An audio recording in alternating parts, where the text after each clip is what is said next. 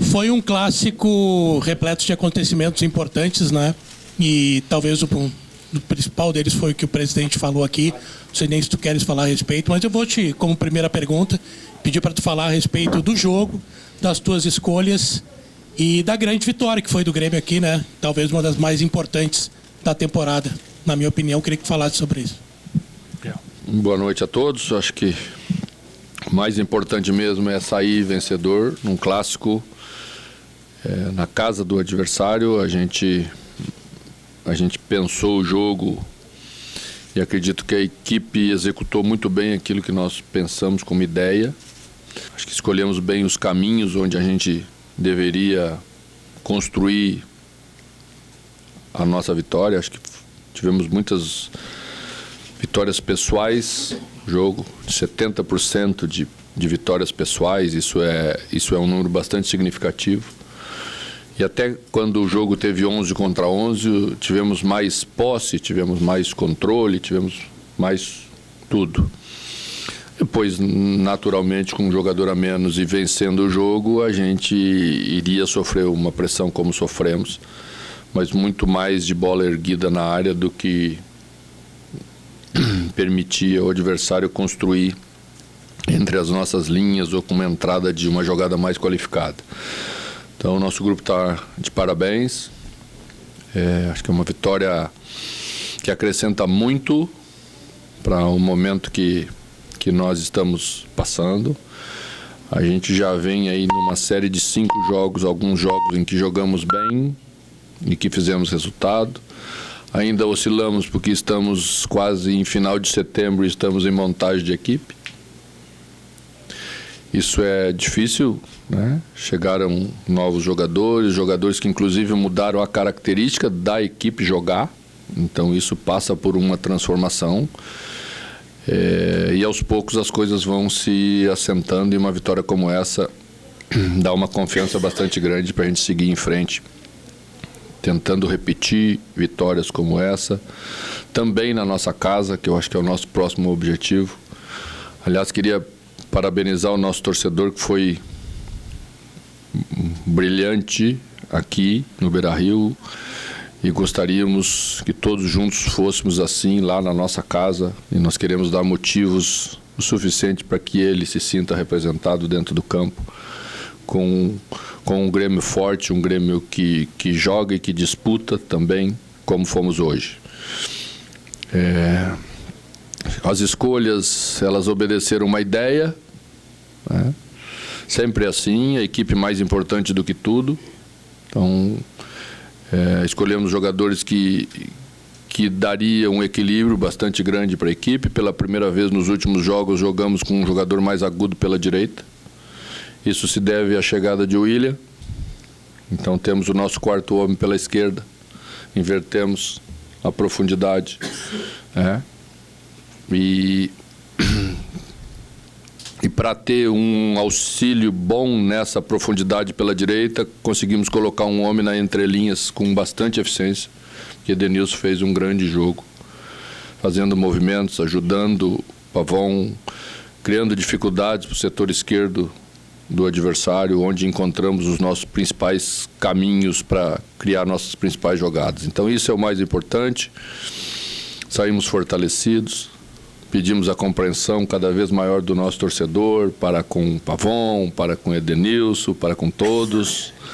São os nossos jogadores, eles estão vestindo nosso distintivo, eles nos representam. Às vezes pode não ser brilhante, pode não ser, né?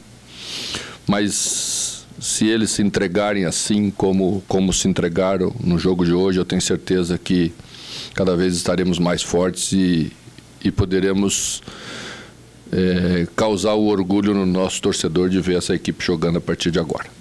Manu, aqui, no final do jogo a gente viu um abraço muito caloroso dos jogadores com você, comemorando o resultado. E justamente a partir desse resultado de hoje, o Grêmio inclusive voltou a vencer um clássico Grenal depois de 2 anos. Quanto que isso vai ser importante e pode se tornar também um novo momento na temporada do Grêmio a partir das novas chegadas, a partir dessa retomada de confiança. Tem muitas vezes uma frase que se usa aqui, que o Grenal ajuda a arrumar a casa. Então, quanto que isso vai ser importante também para a sequência e se a partir de agora o Grêmio pode virar a chave e viver um novo momento? Olha, é muito difícil fazer projeção aí nessa paridade do futebol brasileiro, no grau de dificuldade que cada jogo apresenta, né? O próximo jogo é contra o Botafogo. É uma equipe que está entre os 4, né? Acaba de vencer um jogo com 10 jogadores também, frente ao Atlético Mineiro, ontem à noite, né? Acho que é o último campeão da Libertadores. Então, é essa equipe que nós vamos enfrentar. Então, o que a gente precisa fazer? Estabelecer na nossa casa, de novo, uma relação de confiança, torcedor, equipe. Isso não se faz por decreto, eu sei, e não é culpa do torcedor. Nós aqui não estamos entregando tudo aquilo que ele queria ver na equipe, mas eu penso que a equipe começa a apresentar isso e o torcedor está vendo, o torcedor não é bobo. Tínhamos um pouquinho de dificuldade de criação na última parte, ainda temos um pouquinho, mas jogadores que chegaram vão acrescentar essa qualidade de jogo, uma bola mais limpa, né, que vai dando a chegada na frente. Infelizmente perdemos Carlos mais um pouquinho, Carlos Vinícius, né, que por característica é um jogador que acrescenta bastante à equipe. Uma maneira diferente de jogar, né, do que vínhamos tendo com o Bright, que também perdemos. E para o jogo ainda perdemos André, né, com o terceiro amarelo. Então, vocês veem que é fácil a situação que nós temos que resolver aí para quarta-feira. Mas vamos comemorar a vitória de hoje com... Acho que ela é incontestável pela maneira como foi feita. Fiquei com medo só quando estava saindo que o juiz desse mais um pênalti. E então saímos rápido. Pedi que os jogadores saíssem rápido e fossem ao vestiário para que ele não marcasse mais um pênalti contra a gente. Sobre isso, todo mundo sabe, eu não estava ainda, mas vi o jogo, como não foi marcado um pênalti para o Grêmio no Grenal do primeiro turno. Foi muito mais claro do que os pênaltis que foram marcados hoje. E o VAR chamou e o árbitro daquele dia não teve a humildade de reconhecer que havia sido pênalti. Porque senão o Grêmio teria ganho os 2 grenais. Mas veja como isso muda a história da competição. Veja como essas coisas interferem na vida dos profissionais. E a gente precisa tratar isso com mais seriedade, porque não é compreensível certas coisas que ainda a gente tem que conviver no futebol com tanta tecnologia que a gente oferece para o futebol, tá? A expulsão foi correta, o último pênalti foi pênalti, né? Mas o primeiro todo mundo viu que dobrou as pernas, e dobrou as pernas muito antes de ser tocado. Aí depois houve um raspãozinho, sim, se botar em câmera lenta tudo é pênalti, tudo é agressão, tudo é isso. Futebol não é assim. Então... Hoje a gente sai com a vitória daqui porque a gente jogou muito, mas às vezes a gente não consegue reverter uma situação como essa. E elas não podem se repetir, porque eu acho que as coisas devem ser levadas mais a sério, e é isso que eu concordo com o que o presidente falou aqui antes. E é a única coisa que eu vou falar sobre a arbitragem. Boa noite, mano. Aqui. Eu gostaria que, parabéns pela vitória, falasse um pouquinho sobre o Eric Noriega. Os 2 pênaltis cometidos por ele, apesar da tua não concordância com a marcação, a conversa que teve com ele pós-jogo, onde visivelmente estava bem emocionado, chorando, o que isso interfere para as próximas partidas e uma avaliação dele atuando na zaga. Eu só tenho coisas boas para falar para a equipe, de todos, né? Noriega está dentro de um contexto. Se nós estamos discutindo que achamos que não foi pênalti, não temos que analisar a pênalti de Noriega nem de ninguém. Então não houve o pênalti, né? Acho que ele fez um bom jogo, como a equipe toda fez um bom jogo. Estamos satisfeitos com todos. Tudo bem, mano? Boa noite. Bom, você explicou aí numa respostas anteriores sobre a tua escolha para colocar o Edenilson e o Pavão desde o início, mas Foi bom que tu citaste, é um bom tema. Mas eu para o Grenal. Eu queria te perguntar sobre o William, que foi talvez a outra grande novidade que você promoveu no Clássico de hoje, uma avaliação da atuação dele e também o quanto esse jogador ele pode te ajudar para que o Grêmio, a partir de agora, ele passe também a a criar mais, a ter mais chance de gol para vencer as partidas? Obrigado. Antes de falar sobre o William, eu gostaria de falar sobre Edenilson e sobre Pavon. Em 2005, nós estávamos jogando a segunda divisão com o Grêmio e fomos jogar um jogo, para nós, quase decisivo contra o Sport Recife, na ilha. E a gente estava vindo de uma derrota, eu acho, para o Vitória da Bahia em casa, de virada. Então estava assim, aquele clima meio, né, de desconfiança. E eu fiz um treino lá, já, no Recife. E não tínhamos uma série de jogadores, Bruno estava fora, escolhi Raoni para jogar no meio campo. Doutor Renato Moreira, muito educadamente, pediu para conversar comigo pós-jantar, porque ele tinha chegado pós-treino, e disse: mano, tô vindo de Porto Alegre, tem uma pressão bem grande lá em Porto Alegre, coisa e tal, e Pelaipe me disse que tu treinou com o Raoni no meio campo. Eu falei: treinei. Aí ele falou assim: tem certeza que tu vai jogar com o Raoni? Eu entendi o que ele estava me falando. Quando ele terminou de conversar educadamente, eu disse a ele o seguinte: doutor Renato, eu sei o que significa que se o time perder com o Raoni, mas eu vou colocar Raoni, porque eu acho que é melhor para o Grêmio. Esse cara chama-se Mano Menezes. Pode ser qualquer um. Se eu achar que é melhor para o Grêmio, vai jogar aquele que eu acho que é melhor para o Grêmio. Eu tenho estofo para aguentar. Eu sei o que significa. Se eu tivesse perdido o Grenal, o que vocês iam fazer comigo hoje, amanhã, depois da manhã, se eu tivesse perdido o Grenal com o Edenilson e com o Pavon. Mas mesmo assim, eu achei que era melhor para o Grêmio. E eu estou aqui para aguentar esse rojão e fazer o que é melhor para o Grêmio. Esse é o papel de um treinador de um clube grande. O William dispensa comentários. A gente apenas fez com o William o mínimo possível para dar uma condição para ele poder jogar. Porque, tecnicamente, você sabe que nível de jogador nós estamos falando, tá? Ele não vinha treinando, ele vinha treinando de forma particular, não estava mais em um clube, estava sem contrato. E esse tipo de treinamento é um treinamento para manter um pouquinho da sua condição, mas não é um treinamento competitivo de alto nível. Então, o que a gente fez? Optou por não colocar no jogo passado para estender pelo menos 2 semanas de uma condição melhor, para ele poder fazer isso que ele fez nesses minutos que ele conseguiu estar em campo. E aí a gente está muito contente com isso. Mano, aqui. Hoje tu travou também uma batalha tática com o Roger, né? E nós estamos vendo que depois do resultado existe uma grande pressão para o desligamento do Roger no Internacional. Gostaria que tu se aprofundasse nesta questão da montagem do teu time durante a semana, mas não com o pensamento do Mano Menezes, mas como que tu projetou o time como um espelhamento das características do Roger, porque é um técnico que tu conhece bastante, né? A forma como o Roger gosta que as suas equipes atuem. Então, eu gostaria que tu aprofundasse essas questões, também passando pelas escolhas do Pavon, do Edenilson, como tu mencionou anteriormente, mas esse duelo individual entre tu e o Roger. Bom, o Roger é um grande técnico, e você sabe que ele é um grande técnico.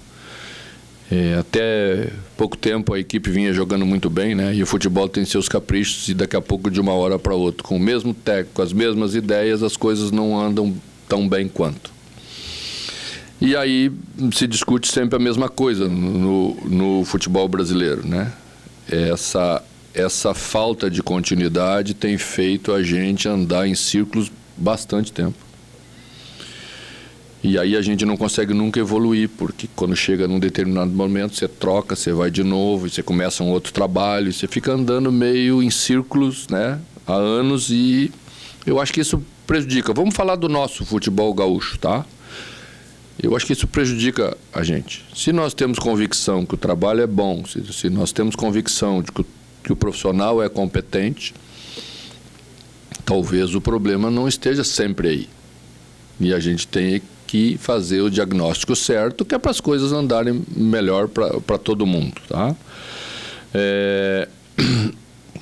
A gente sempre analisa o futebol, ou sempre projeta uma equipe de 2 maneiras. A gente tenta fazer o melhor com a equipe da gente, sem agredir os jogadores que a gente tem como característica, porque senão também não evolui, mas leva em consideração pontos importantes que o adversário tem para tentar neutralizar.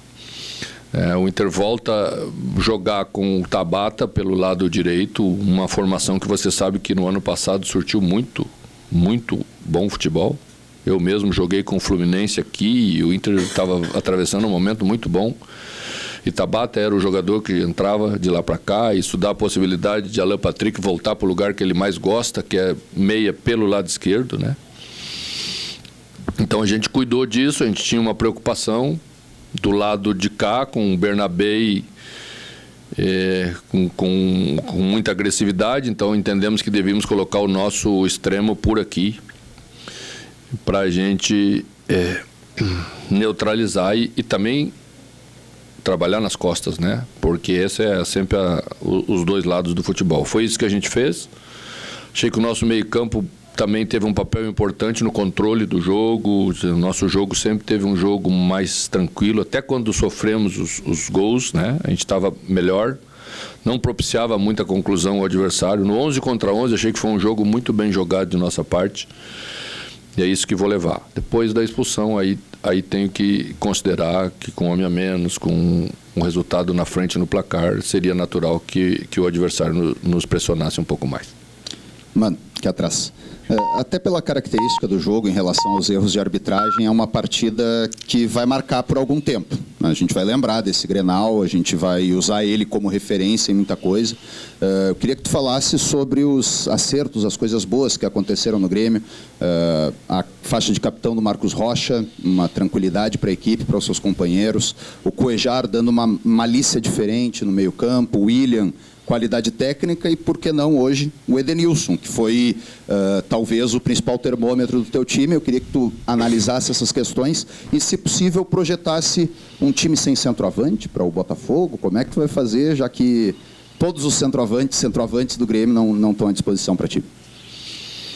Olha, é bem provável que o centroavante vai ser Aravena, porque está trabalhando 2 semanas na função, já está bem treinadinho e tem feito bons movimentos importantes para a equipe. Muda um pouco a característica, não vai ter disputa, não vai ter bola aérea, mas vai criar uma dificuldade para o adversário, porque sai um pouquinho mais longe da linha. É um jogador que provavelmente vai estar aí para se juntar aos outros jogadores. Acho que isso é o que é o mais importante. Todos vão ser extremamente úteis, né? Cada um vai dar a sua parcela. Hoje, quando o Alisson entrou muito bem, né? Aliás, mexi bem demais na equipe, né?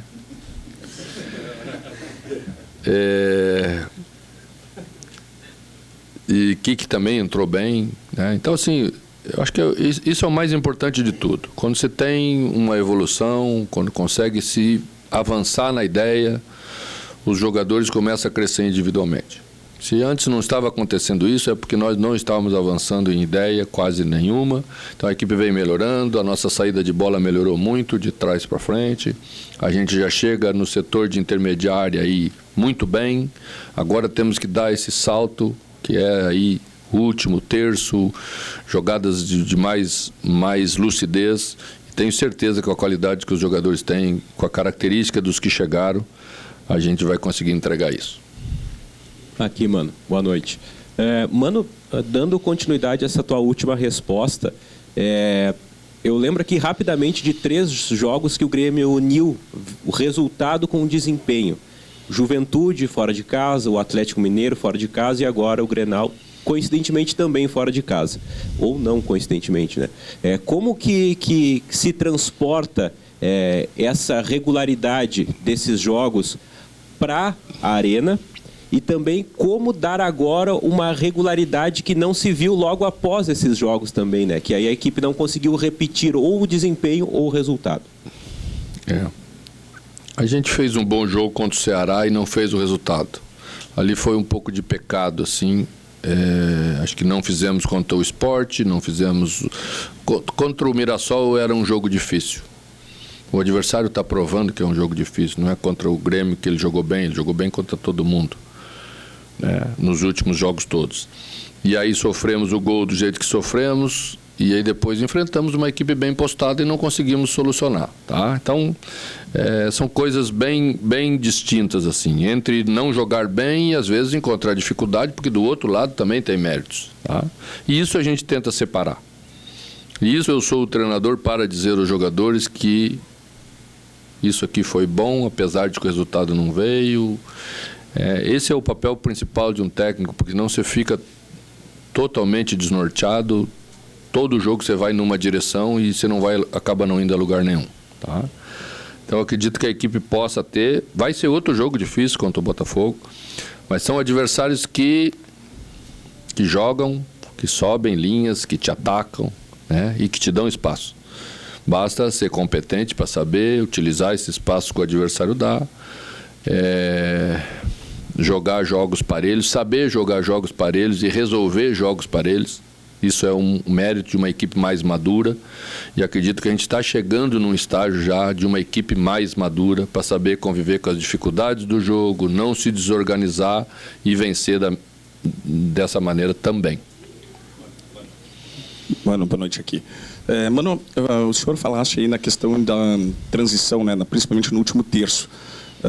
Pode ter alguma coisa a ver também com a movimentação dos jogadores que estão nessa terceira linha de meio de campo? Por exemplo, o William hoje ficou quase ao lado do Marlon e deu muita profundidade, né? O Marlon cresceu muito no jogo, jogou muito ao fundo e com qualidade.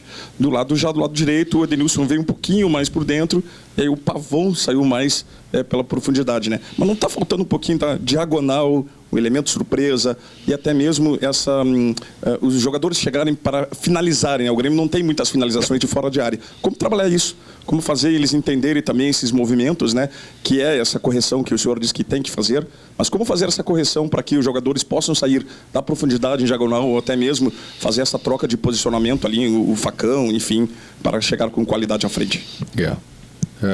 Primeiro passo sempre é você chegar com uma bola mais limpa no último terço.